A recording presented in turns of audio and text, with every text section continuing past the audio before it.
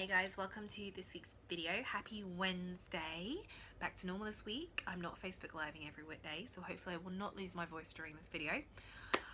I realized something. I have these aha moments, and I realized that I do not share enough about how I eat, about how I cook, about how I prepare my food, about what I even buy at the grocery store. I did like last year when I was obsessed with counting macros, but I realized that I haven't shared that kind of information at all this year. I've been, giving you a lot of strategies and a lot of steps, but I haven't been giving you that stuff. So totally my fault. Be aware, you're going to see a lot more posts about my food, a lot more posts about how I eat, recipes, just a ton of stuff. That being said, today's video, I want to give you 3 things that you should be adding to every meal, right? 3 things that you should be adding to every meal before you consider removing anything. Before you start deciding to restrict your calories, before you decide to start running a marathon, before you decide to start cutting carbs or fat or doing any number of diets, add these 3 things first, because these 3 foods or these 3 things are what are going to keep you feeling full. They're what are going to curb cravings, that's what I'm trying to say. They are going to keep you feeling satisfied. They will prevent you from feeling hungry all the time. Okay, they're not magic. There's no magical formula here. They're just 3 things that we don't eat enough of. I certainly didn't used to eat them enough. And they're the 3 things that we should all be eating in our diet. Okay? So the 3 things are protein, fiber, water. It's really that simple. Not saying it's always easy, but it's really that simple. Okay? 3 things. Protein, fiber, water. Now, what I would love, is that, we can manage it so that we have protein, fiber, and water at every meal. That every snack is based around those 3 things, right? I'm not saying you don't have carbs and fat, but this is the starting point, okay? These 3 things are the starting point. So, don't freak out about the fact that now you have to prepare things that contain protein, fiber, and water at breakfast, lunch, and dinner, okay? Because remember what I say, 1 habit, 1 day at a time. Do not change everything right now. Start with 1 meal. Start with 1 snack. Start 1 day at a time and consider how you're going to add in protein, fiber, and water. It takes time, right? It's not something that's just going to happen overnight. It takes time. If you're used to a diet of convenience or processed foods, and let me just say there are processed and convenient protein and fiber foods. There are things out there that are processed or convenience that are still going to help you with this. Protein powders is one of them. They are a processed and a convenient food, right? Protein powders are super simple, but it's just about taking it 1 step at a time. So, protein sources that I tend to have in the house on a weekly basis: chicken breast fillets, ground beef, 95% or leaner if you can, ground turkey. I actually like to buy the thigh mince and usually mix that with some breast mince because it just tastes a lot nicer. And I think the thigh mince is 94%, so it's really not that bad. It's not actually that fatty.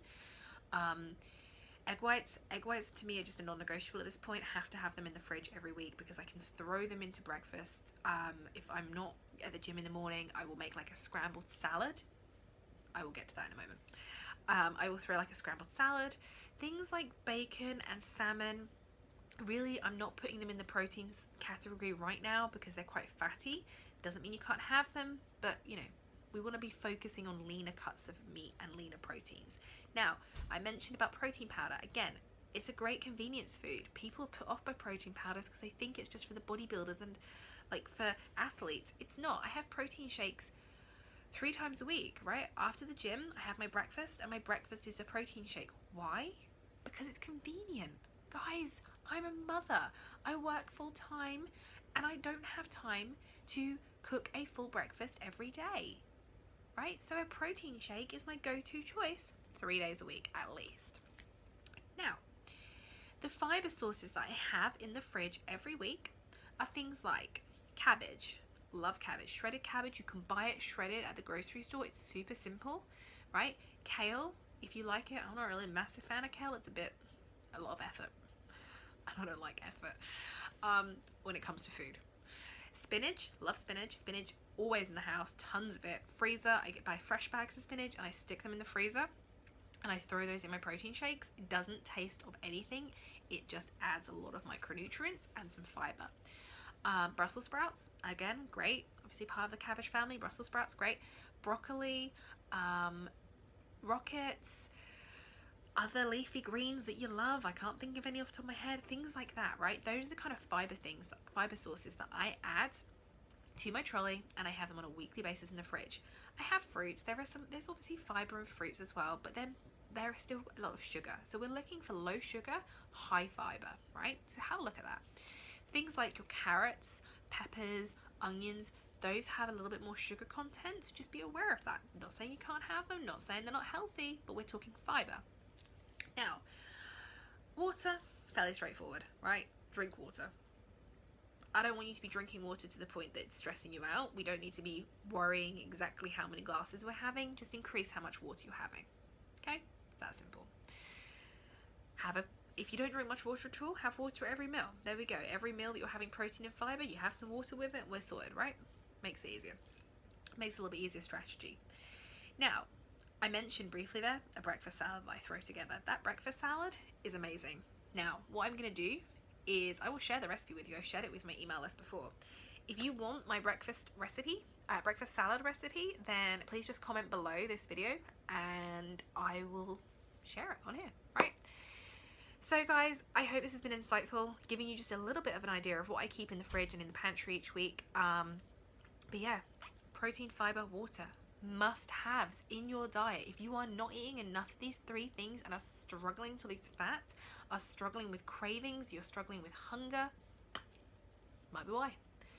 Let me know how you get on. See you next week.